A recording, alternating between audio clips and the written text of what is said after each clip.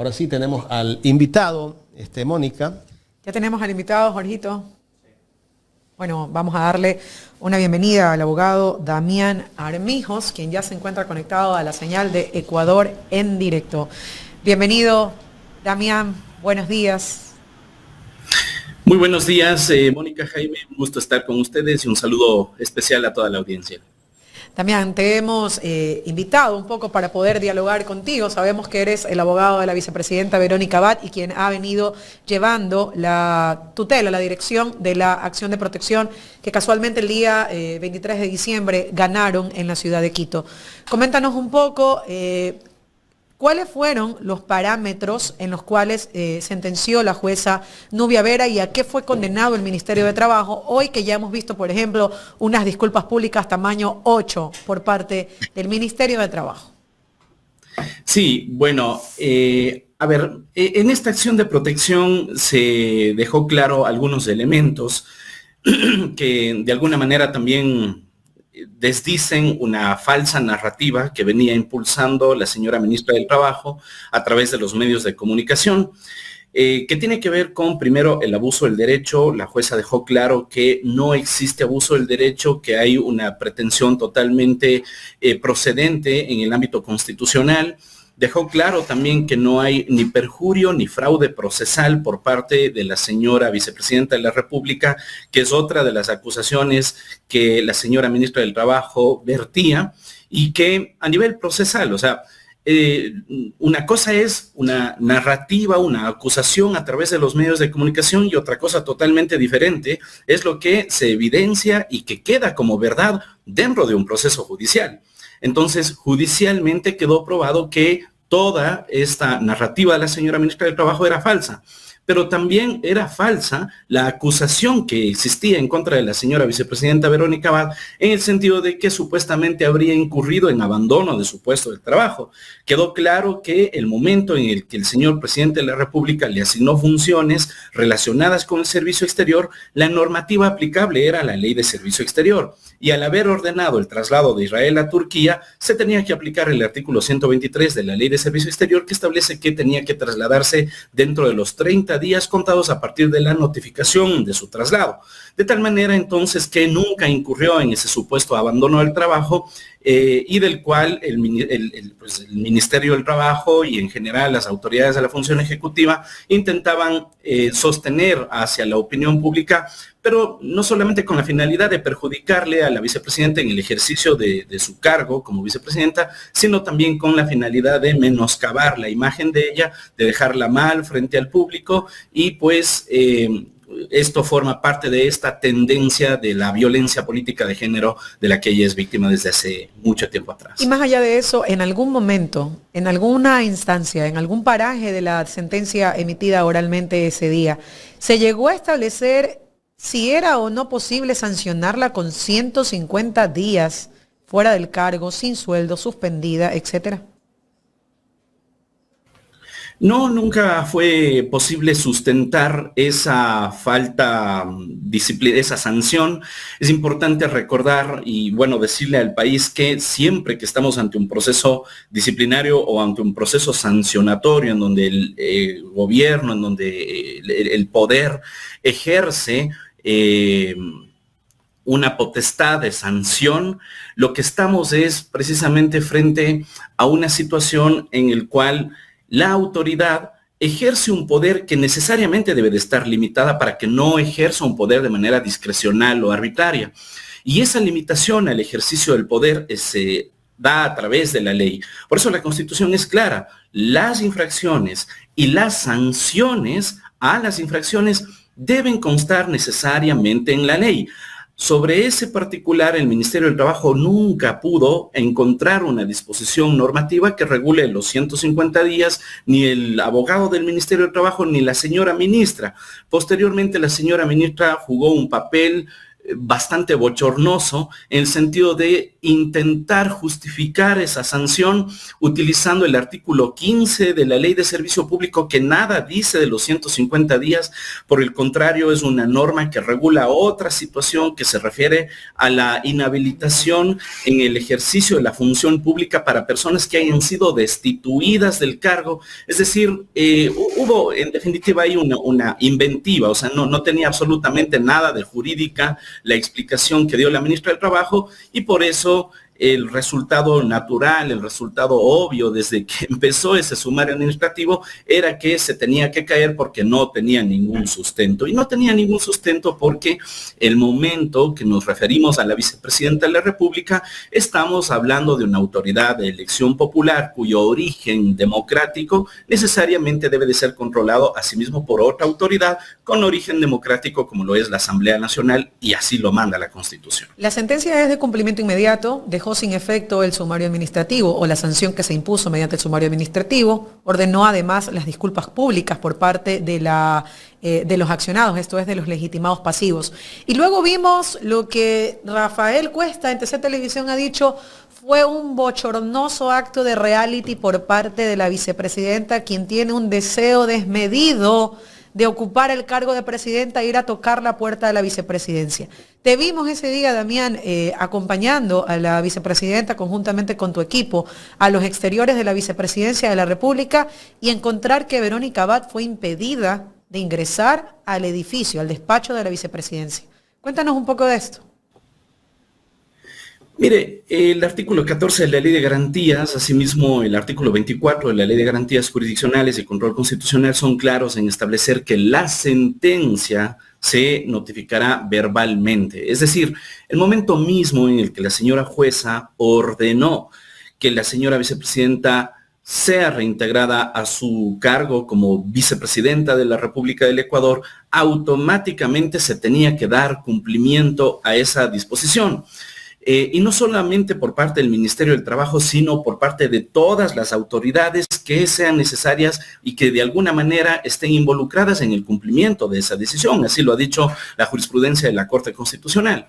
De tal manera que era plenamente legítimo que la señora vicepresidenta tome posesión en su despacho y comience a ejercer las actividades que la Constitución le permite ejercer. ¿Cuál es la primera función de la señora vicepresidenta? Obviamente, ser la primera representante, ser la máxima autoridad de la institución llamada Vicepresidencia de la República. Por eso es que ella se dirigió a la institución que le corresponde dirigir. Sin embargo, nos encontramos, porque nosotros, como en efecto usted lo señala, le acompañamos a la señora vicepresidenta y nos encontramos primero con un cerco militar y policial que no permitía el acceso hacia las inmediaciones en general de Carondelet.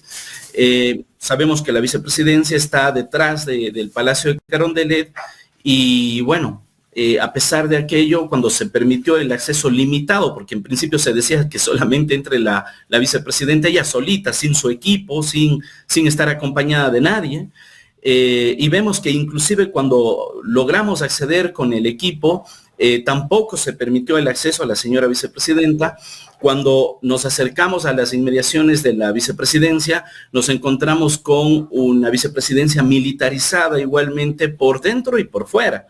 Habían militares que hicieron fila, que estaban adentro de la vicepresidencia de la República, que impidieron la salida de los servidores de la vicepresidencia, de tal manera que posteriormente nos dirigimos a la unidad de flagrancia para que se pueda constatar de que había un presunto cometimiento de un delito de sedición, ¿no? Porque los militares que impiden el ejercicio de una función pública pueden incurrir en este tipo de delito, y así se lo constató. Se levantó un parte policial que dejó constancia de aquello, pero también se dejó constancia en este parte policial de que los servidores de la vicepresidencia de la República fueron impedidos de salir de su despacho, ni siquiera les permitieron salir a almorzar. Casi que los tenían secuestrados.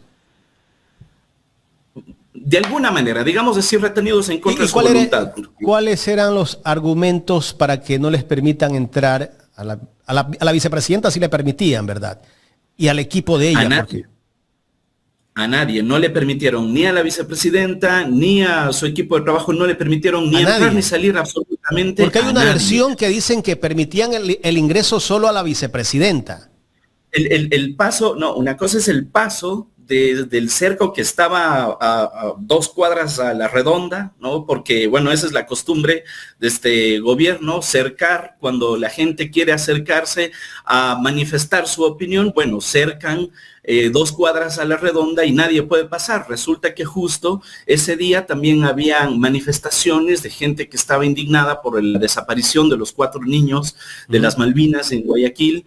Y claro, entonces el gobierno lo que suele hacer frente a estas situaciones es cercar 2 cuadras a la redonda del Palacio de Carondelet. Solo ese espacio, solo ese cerco es el que querían que pase solita la señora vicepresidenta, ¿no? Y posteriormente, cuando ella logró y nos permitió también acceder a su equipo de trabajo, acompañamos hacia las inmediaciones de la vicepresidencia y ahí sí ya no se le permitió en definitiva acceder hacia su despacho. Y esto es importante, ¿no? Porque el ministro de Gobierno, José de la Gasca, supo manifestar que ella no tiene nada que hacer ahí. No, no, ella es la principal autoridad de la vicepresidencia de la República. Ella fue primero. electa.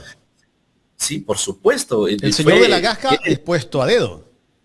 Sí, por supuesto, tiene exactamente la misma legitimidad que tiene el señor presidente de la República. Los dos llegaron en la misma papeleta al gobierno. Entonces, y esto es importante porque recordemos, otro hecho relevante, es que cuando ella fue suspendida en su cargo, la misma tarde, ya le quitaron el quipus. Ya le sacaron, ella se quedó sola en Turquía, ella ya se quedó imposibilitada de tener una comunicación oficial y hasta la fecha, hasta donde se sabe, todavía no ha sido habilitada, por ejemplo, en el uso de su quipus, en el uso de su correo institucional, etcétera. Entonces, ¿cómo ella va a poder ya comenzar a cumplir las actividades que le corresponden si es que es, en principio, como lo digo, pues la administración de la misma vicepresidencia? Queremos saber qué es lo que ha pasado. Ella quiere conocer, bueno, cuáles son las acciones que se han tomado durante el tiempo que estuvo suspendida en sus funciones, ¿verdad? Y tiene pleno derecho de hacerlo. Entonces, ese impedimento constituye un incumplimiento de sentencia que, dicho sea de paso, si es que revisamos el artículo 86, numeral 4 de la Constitución, es claro en establecer que el incumplimiento de decisiones judiciales puede ser sancionado con la destitución del servidor público que incumple una decisión judicial de una autoridad constitucional. Entonces, llamamos más bien a la mesura al gobierno nacional, a que se respete la Constitución. Ya quedó claro que violaron la Constitución, que violaron los derechos de la señora vicepresidenta y que esto continúe, pues ya es una situación impresentable. Doctor, ¿qué acciones va a tomar la vicepresidencia o la vicepresidenta respecto a lo que está ocurriendo en este momento?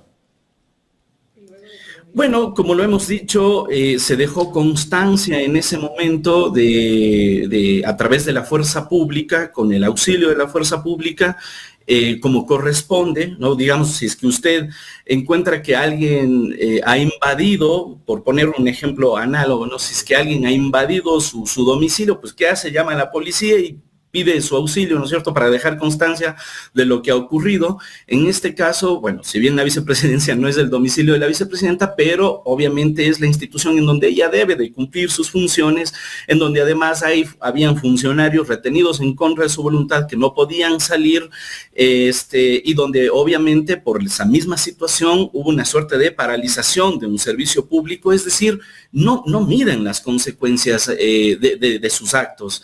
Y todo esto por un odio sin ningún fundamento hacia la señora vicepresidenta de la República, y es por eso que, una vez más, el llamado es a la mesura, al respeto al orden constitucional. El país ya tiene demasiados problemas como para que ahora tengamos más asuntos derivados de voluntad de cumplir una orden judicial. Eso, una vez más, es una afrenta al Estado democrático.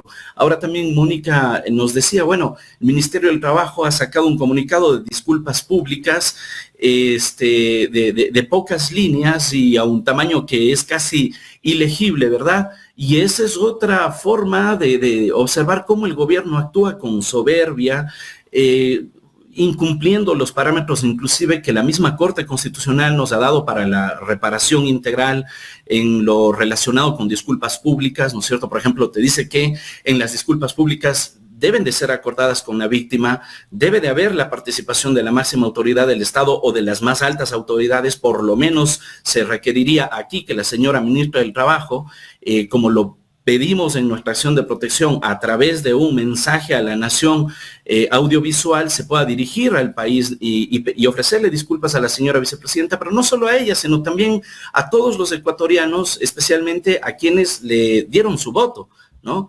Y a todos los demás que estamos llamados también a obedecer la autoridad, porque puede que no nos guste la vicepresidenta, puede que no nos guste el presidente, pero son nuestras autoridades. Y la regla de las mayorías en la democracia nos impone a que, bueno, quienes llegaron al poder, pues tengan esa autoridad de poder ejercer su autoridad frente a todos. Y por lo mismo, todos estamos llamados a obedecer, pero también estamos llamados a exigir que esas autoridades respeten el orden constitucional. Entonces, lo mínimo que se espera es que estas disculpas públicas cumplan con los estándares jurisprudenciales, que participe al menos la señora ministra del Trabajo, que sean disculpas públicas sinceras, que se reconozca cuáles fueron los derechos vulnerados, que se reconozca que la víctima no tuvo la culpa de los hechos que sucedieron, que se mencione cuáles son las acciones que está tomando en este caso el Ministerio del Trabajo para que estos hechos no se repitan ni con la vicepresidenta ni con ninguna otra persona. Porque si recordamos lo que sucedió en audiencia, la señora ministra del Trabajo decía, no, es que esos 150 días, este principio de proporcionalidad nosotros lo aplicamos en todos los casos. Lo aplicamos porque nosotros hacemos sumarios administrativos en todos los casos. Entonces es preocupante porque, y nos solidarizamos con los servidores públicos del país, porque si es que llegan por algún motivo a incurrir en alguna infracción, quién sabe, y luego el Ministerio del Trabajo les termina imponiendo la sanción que se le ocurra ese día a la ministra y a sus autoridades. Entonces es un tema muy peligroso, y por eso las medidas de reparación no solo que deben de apuntar a la víctima, sino también para posibles casos futuros para que los hechos no se vuelvan a repetir. La garantía de no repetición, en este caso de estas sentencias, que en caso de ser incumplidas se convertirían o da paso al incumplimiento de decisiones legítimas emitidas por autoridad competente, que ya es una infracción penal. ¿Correcto, Damián?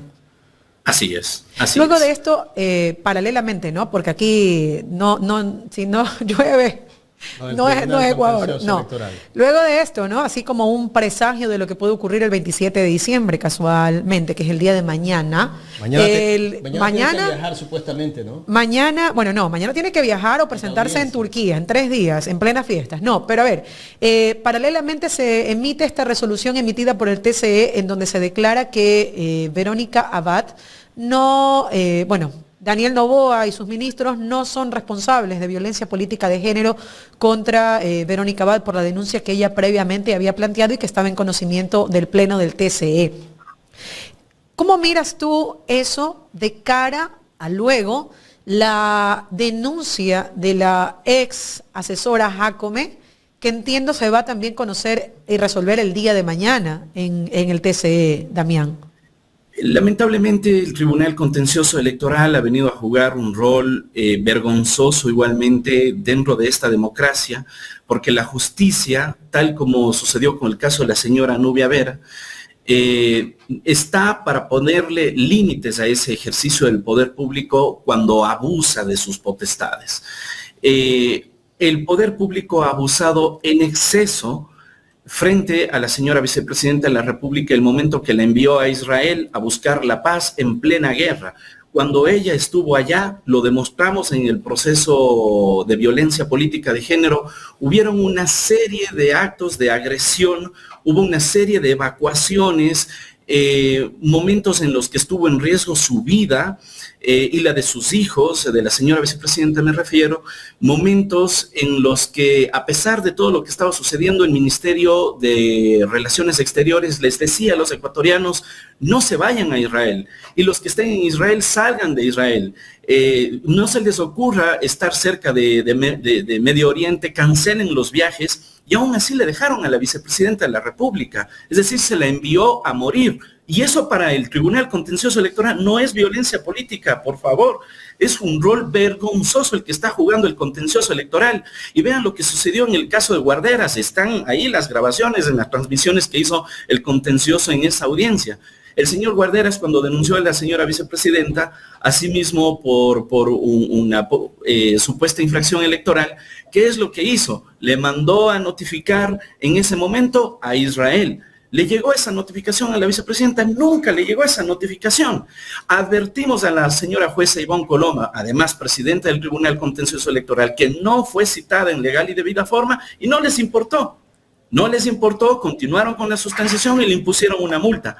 Hoy en día sabemos por medios de comunicación que la audiencia de la señora Jacome será mañana, ¿ya? La señora vicepresidenta nos ha mencionado este tema, pero le decimos, pero ¿cómo le defendemos si ni siquiera tenemos el proceso? Usted tiene el proceso, le llegó la notificación, nunca le ha llegado nada. ¿Cómo se va a defender entonces si es que no le ha llegado la notificación en la forma como manda la ley? Entonces, sin embargo, toca casualmente con la misma doctora Ivonne Coloma el día de mañana que se conozca ese tema. Sabemos que si le advertimos que no ha sido debidamente notificada, probablemente haga lo mismo que el caso del señor Guarderas. Es decir, hay un abuso no solamente por parte de las instituciones de la función ejecutiva, sino también del contencioso electoral, que ya parece una dependencia más de la función ejecutiva. Entonces, la verdad no sé qué es lo que vaya a suceder el día de mañana. No son coincidencias esta convocatoria para el día de mañana, porque precisamente mientras se leía la sentencia es que salía a los medios de comunicación esta noticia de que el 27 de diciembre será la audiencia por denuncia de violencia política de género propuesta por la señora Diana Jacome. Yo me pregunto encima cuál será el fundamento, ¿no? Porque a la señora Jacome, cuando la vicepresidenta le acusó de violencia política, se decía y se probó dentro del contencioso electoral que la señora Jacome le había dicho a la vicepresidenta que si es que a ella no le gusta las funciones que le asignó el presidente de la República, entonces que renuncie. Porque yo no me quedo en un lugar en el que me maltratan. Así dijo. Sí, por supuesto, así lo dijo, que si es que dijo además que si la vicepresidenta tiene un hijo que está en problemas judiciales, ¿por qué no renuncia para dedicarse a cuidarle a su hijo? Es decir, cuestionando su rol de madre.